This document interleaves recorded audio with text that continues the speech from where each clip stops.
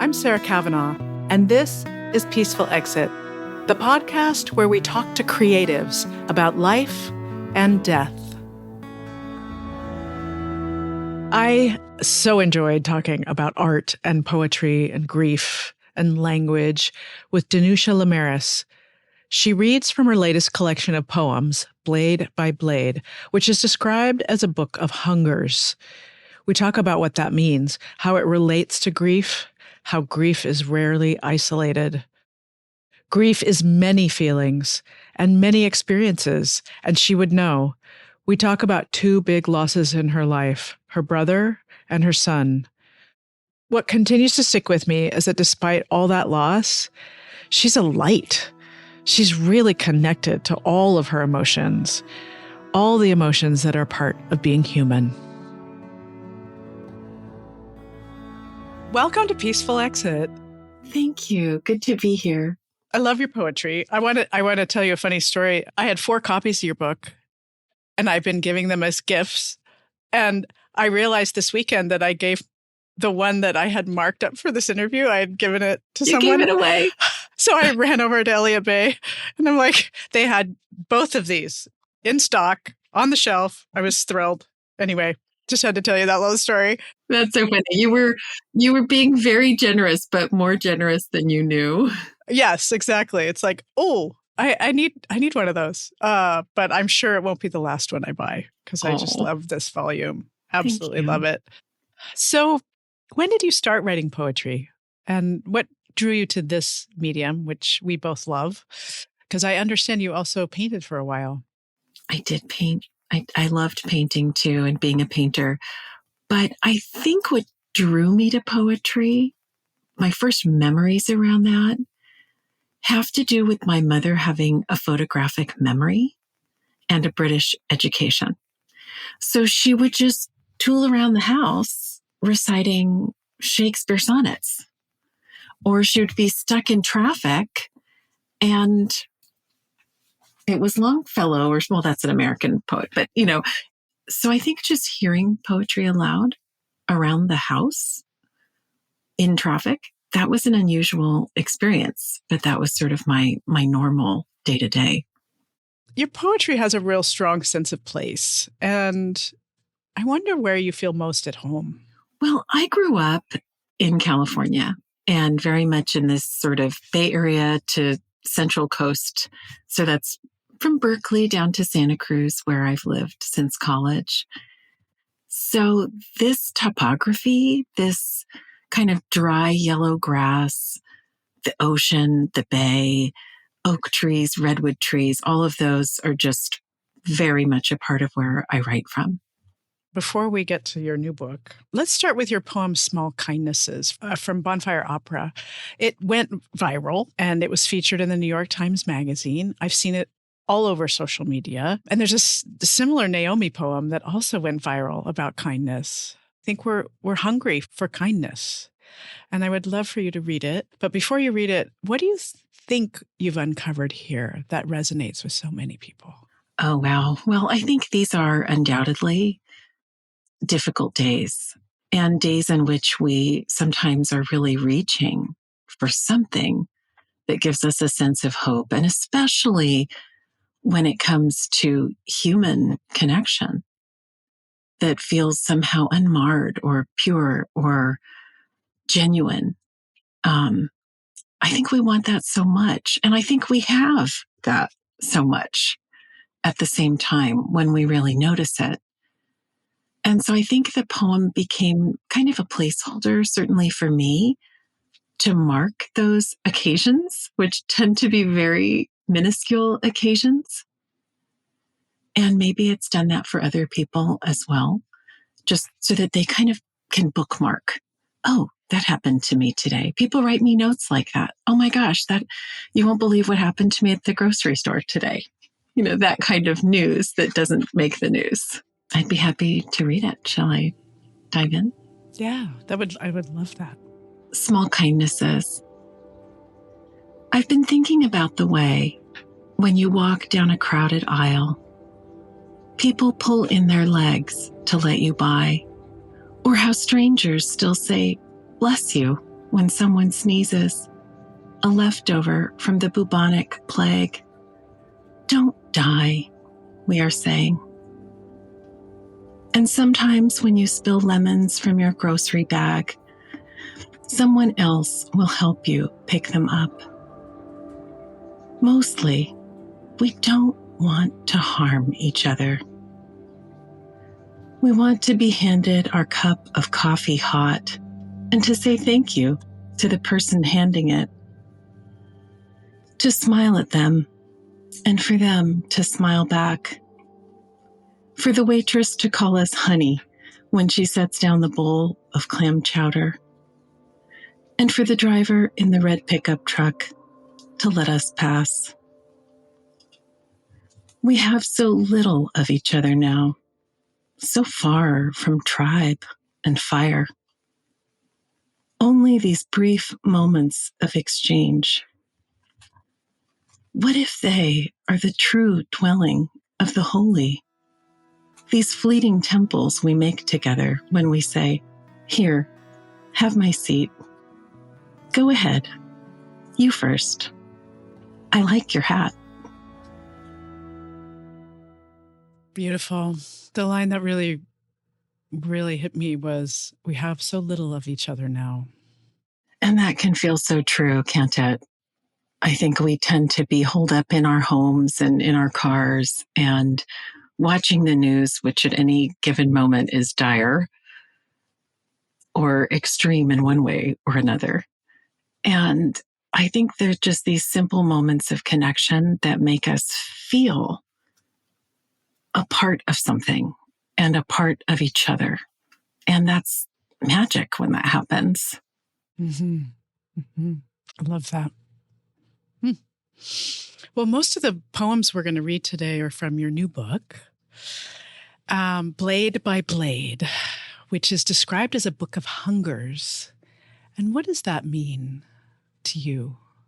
Oh, that's such an interesting question. I think that we are creatures of longing in so many ways. And we were just talking about that longing to feel connection, to feel deeply rooted in the world and with each other. And I think we have so many longings. And so some of that is passion and desire in that way. Some of it is just to feel the way we want to feel at peace in ourselves, to feel hope. There's so many things we want and want so deeply.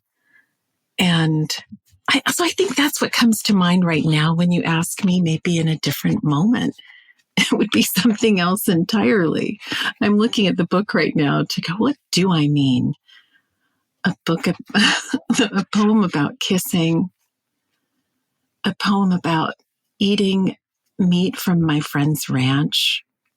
So some of it's food, but a lot of it is about the other hungers that are underneath. I'm looking at a poem here called Daughter that begins, I always wanted a daughter, which is to say I wanted a better self flicked from my marrow, made flesh. So I think that too registers to me as we want. We are wanters. How does writing help you grieve and also turn toward joy? I feel that those things live in almost the exact same place. Grief and joy. That's what I feel in my person and in my body, that those things are adjacent. And so when I'm writing about something that I have a lot of joy or around or something pleasurable, I'm always going to reference in some way a little grief that's connected to it as well.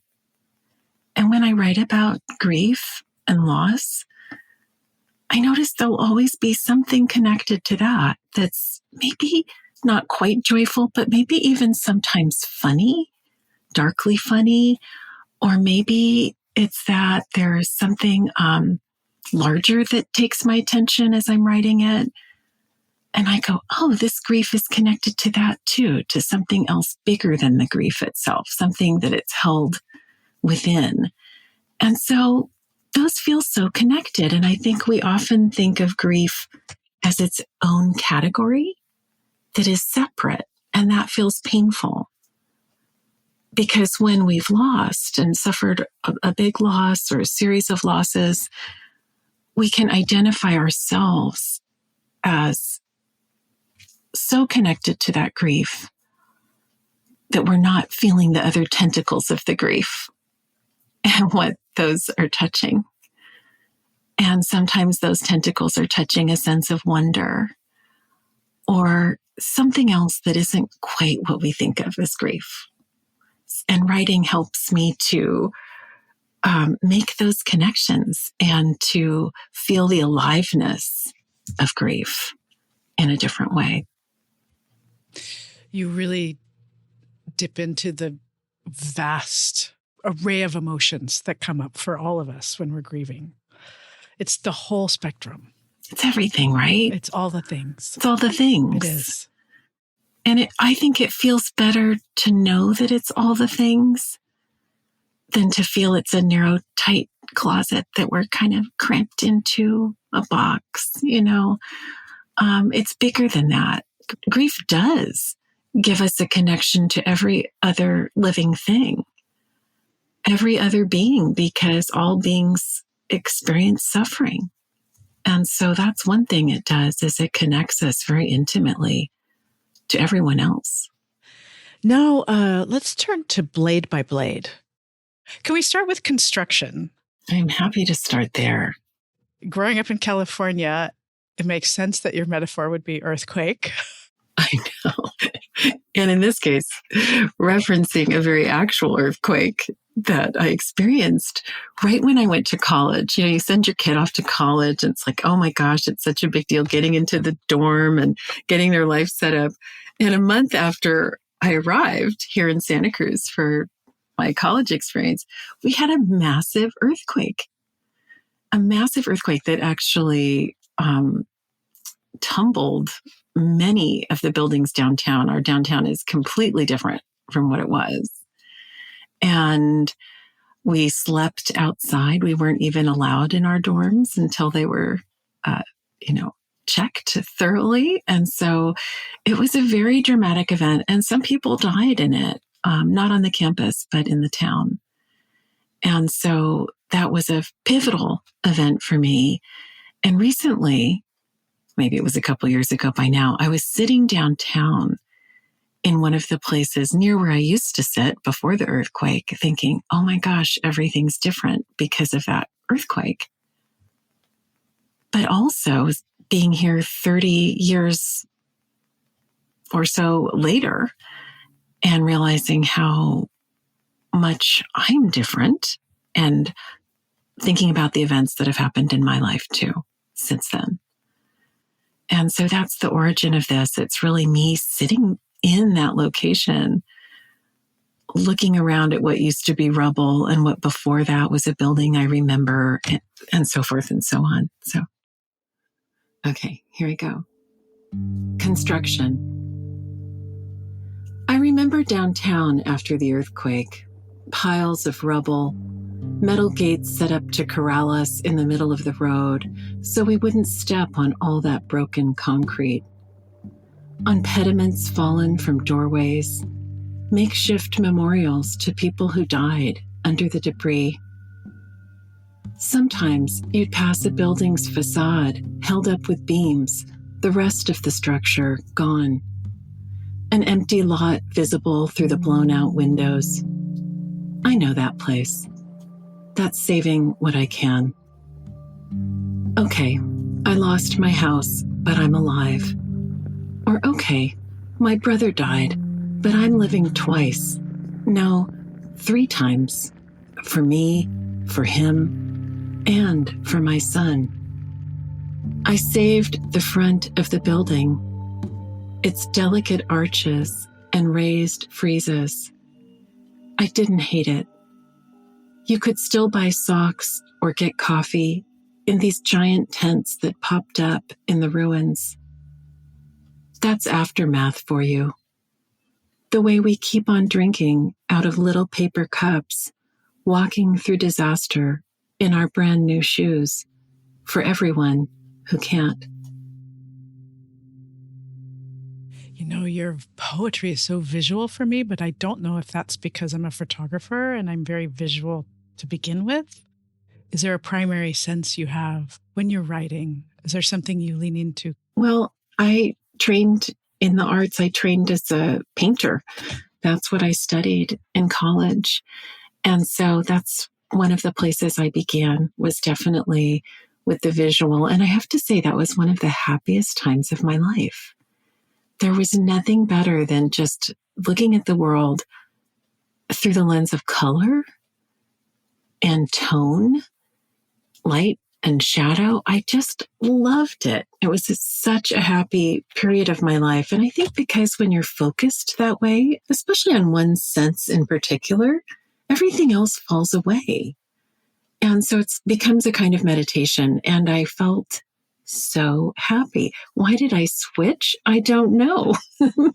I wonder if you had continued painting, whether that would be as effective for metabolizing grief as writing is.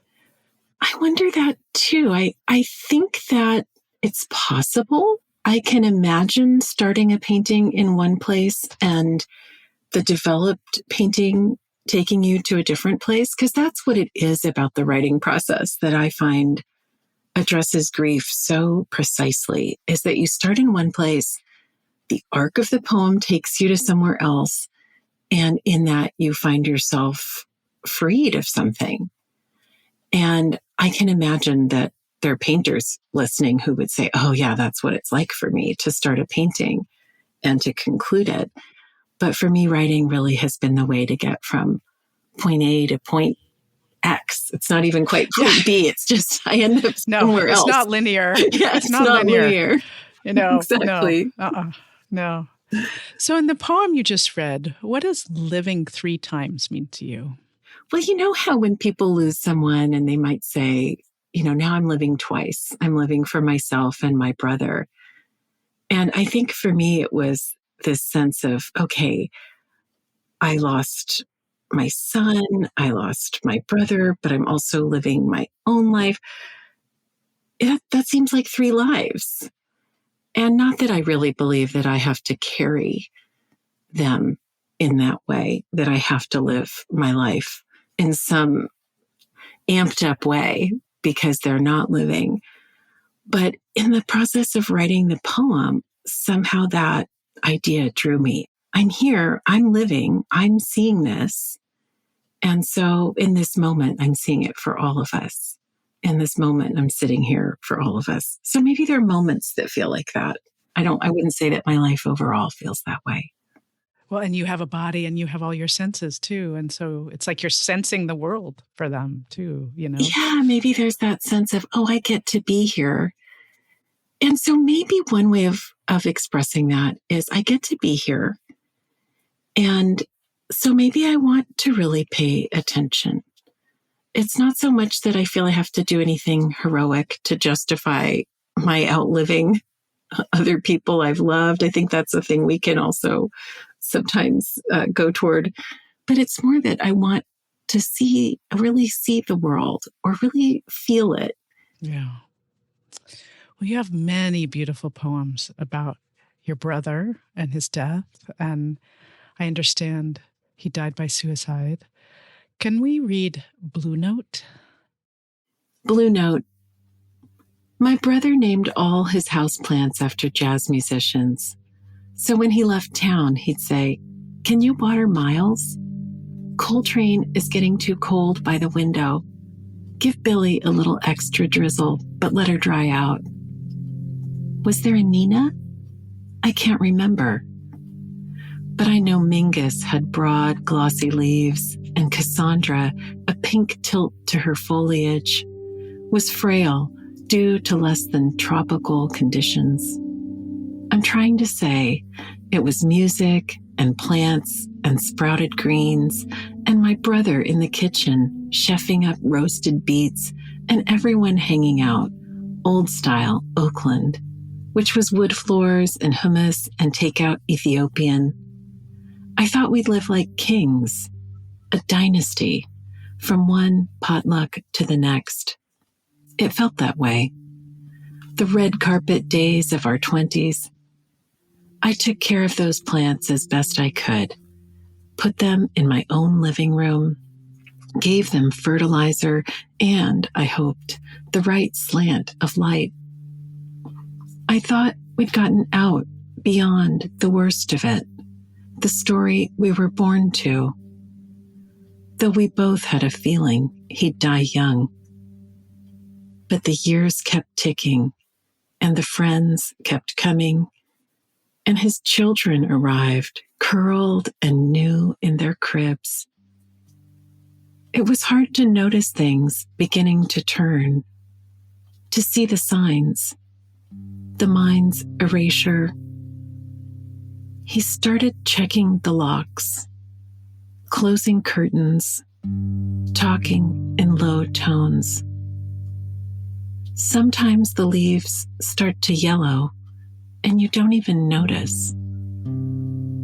There's a sound absence makes, even before it arrives, a static in the ether, high and blue and held.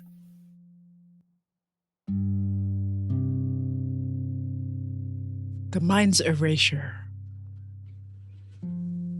just leapt out at me, because when you look back after and you want to find what you missed, you notice the signs of things often much later, right? When you know where the story's headed already. And I had so much going on in my life back when he had all that going on. And so I'm aware that there must have been things I missed and didn't notice until they were pretty extreme already. That's so tough, especially because it sounds like you guys were really close. What was your relationship like with your brother? I had a very particular sibling situation in that my brother was not only my only sibling, but we got along so well with each other. You know, that sort of sibling fight stuff and all of that people dread dealing with as parents. We just had hardly any. And so I know families where they actually decided to have another child because they thought, oh, if we space them apart like Danusha and Tyson, if we do this, if we do that, it'll maybe be the same. And it seldom was. But I was so close to my brother. And so in a way, we were so connected that we're never really disconnected. But in a way, it's almost like losing a twin because we were so close. I'm 3 years older, but there was just a natural harmony of personalities and humor and way of seeing that gave us a very unique situation as siblings. And so it has felt like an enormous loss. And yet, I'm looking at a picture of him even right now. I have a little cutout of him on my desk. And I just feel joy when I look at him like that. And so it's again, like we've been saying about grief, it's everything. It's sometimes I can't believe that I'm here at this stage in life and that he's not. That seems surreal and impossible. And how am I even here? I can't understand that. And then I look at his face and go, oh my God, there he is. I love him so much. So it's just everything. In a way, he is here. Everything. In a way, In a way, he's here doing his thing. In a way, he's not. In a way, he is. Yeah. It's that both and stuff that we just dance with, Well, in Blue Note, the line, we both had a feeling he'd die young. Yeah. Did you ever talk about it, or what was that feeling? You did talk about it. Yeah. We did. We talked about really everything. Like a childhood game we would play that is connected to this. I would hide a thing in maybe in the hall closet, and then I would challenge him to draw it. Or he would have a new substitute teacher and tell me, describe my teacher. And so we practice things I guess now you would call remote viewing or something like that. But we played that as a game. And we used to sometimes go, well, what's going to happen? And we both didn't see him in the future very far. And so we would talk about that.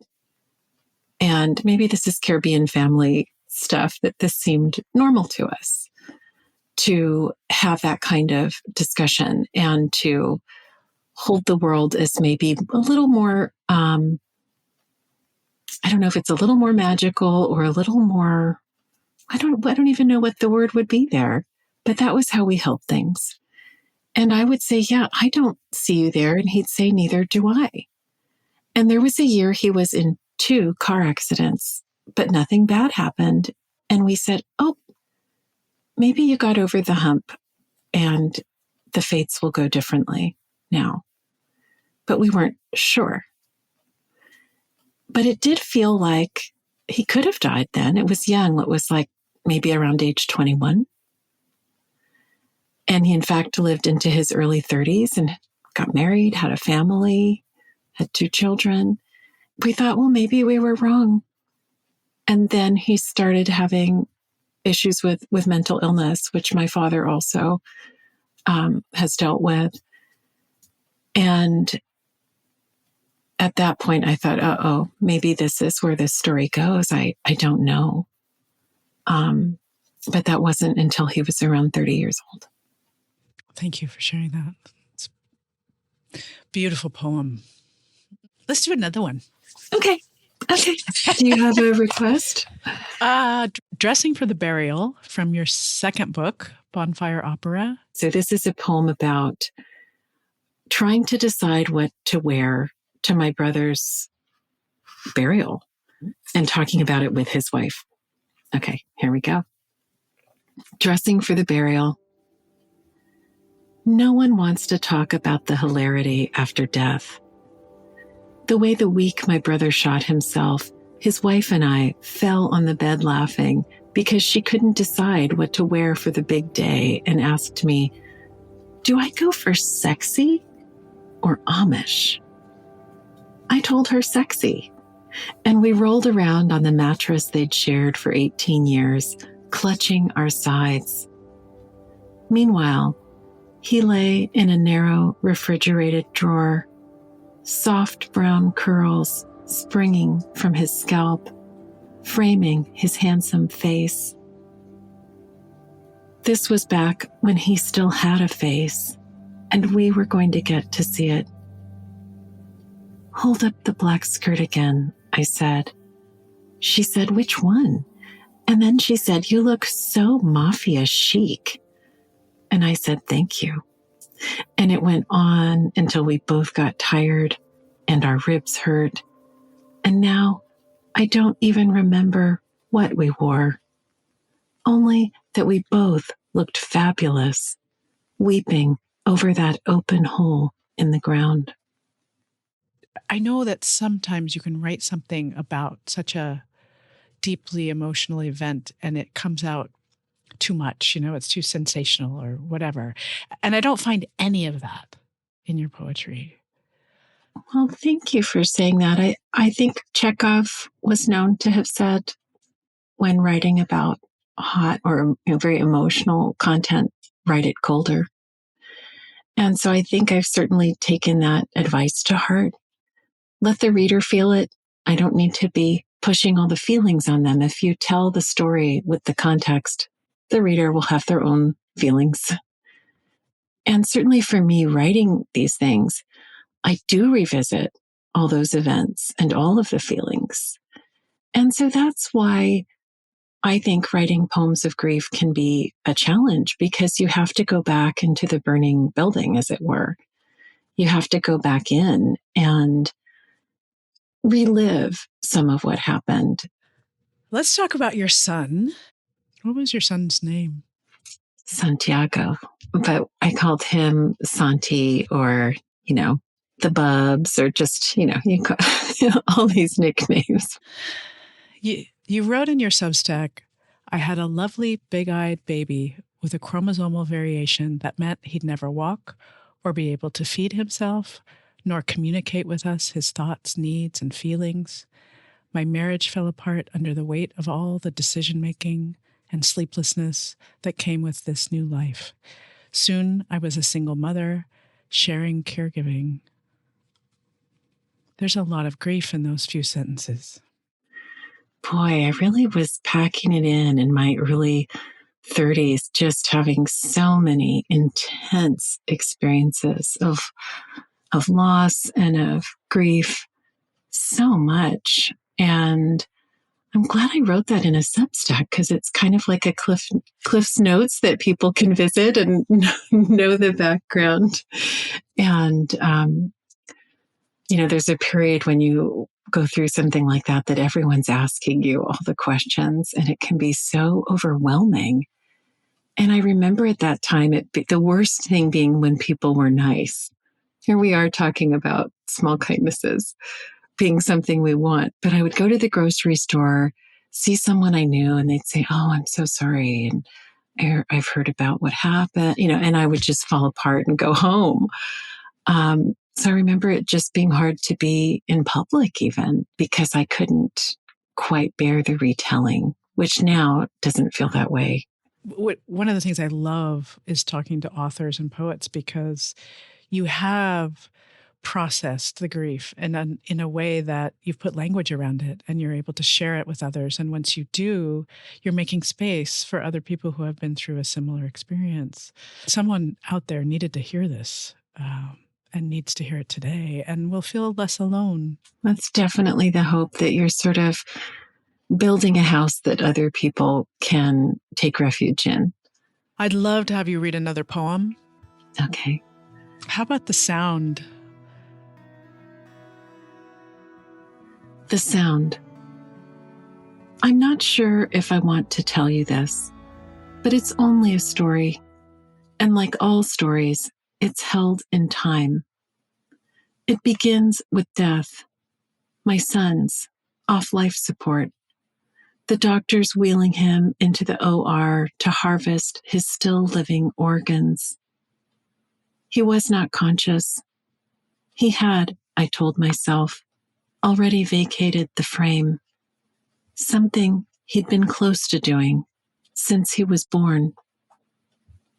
I sat at home alone on the couch while the surgeons, no doubt with great care, severed him from his heart, his kidneys, his liver. I don't want to know what else. I could not think about it. And so instead, I closed my eyes, imagine him a wisp, a breath of air moving upward, out of the confines of the body. And then I heard it, a humming that seemed to be everywhere at once, but not everywhere. For a moment, I couldn't say if the sound was coming from inside, as a sound might, in a dream, seem to arise from inside the dreamer. But then it was clear that it was outside and circling the house, a song of arrows. And all at once I saw them, the one body they made, a kinetic cloud at the window, those wound givers, honey makers. And something like fear arose in me.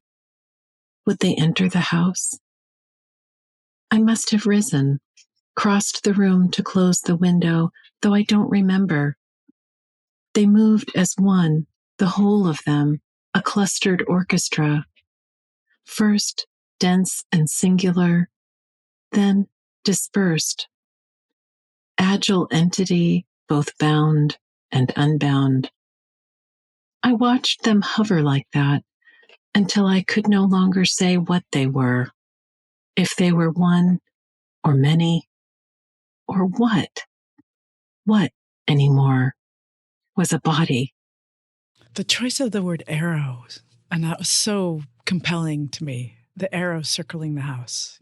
It seems equal parts menacing, but also comforting. Because it happened at that exact time when I was sitting there, knowing what was happening in the operating room and with my son. And it was a very obviously heightened, the most heightened kind of moment. My mother died 22 years ago, and I remember sitting on her bed. We were talking about her illness. She had cancer, and we were having a very intimate conversation. And I looked up, and there was a Western tanager on. They had a bird bath, and I'd never seen one in all the years I've lived in the Northwest. I'd never seen one, and it looked like someone had a exotic bird and let it free, because they have all these colors, and you're thinking, where did that come from? And I've never seen one since. Oh, I only never saw, since. No, and only in that one moment in that place. My father still lives in the same house, but I've never seen one again. So it kind of punctuates that moment, doesn't it? Mm-hmm. It does. Then you really can't forget that moment. How do you think about your son now? What's the shape of your grief? I think of him as almost the most pivotal figure in my life, because the experience of having him and the experience of caring for him and the experience of losing him are probably the most defining things that have happened to me in many ways. But he just taught me so many things. How to be in not knowing, even when it was painful. How to enjoy things like just combing his silky hair. And I took all these black and white photos of him and made a little album that was just so cute. And, I would show it to everybody and celebrating him in that way. And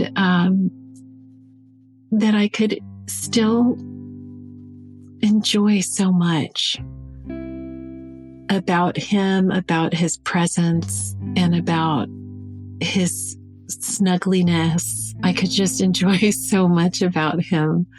And we were just hanging out there, not knowing really anything of what would happen.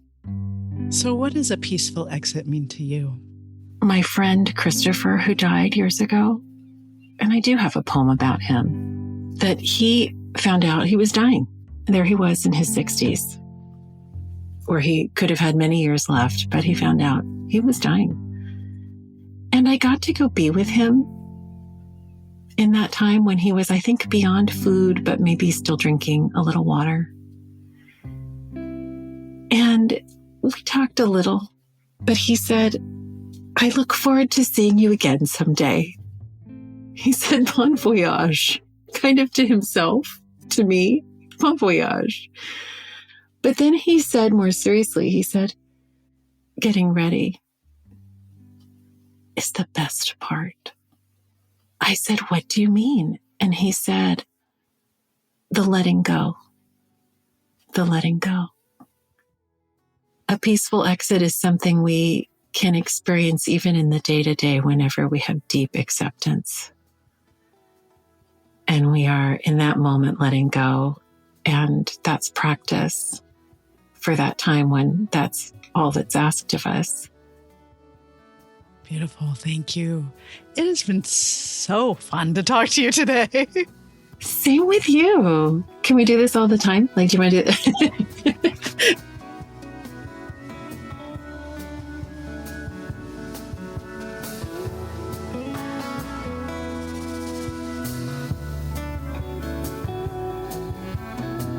Thank you for listening to Peaceful Exit. I'm your host, Sarah Kavanaugh. You can find me on Instagram at @peacefulexit, and you can learn more about this podcast at peacefulexit.net. Our senior producer is Katie Klein, and our sound engineer is Sean Simmons. This episode was edited by Sydney Gladue. Additional support from Cindy Gall and Sierra Austin.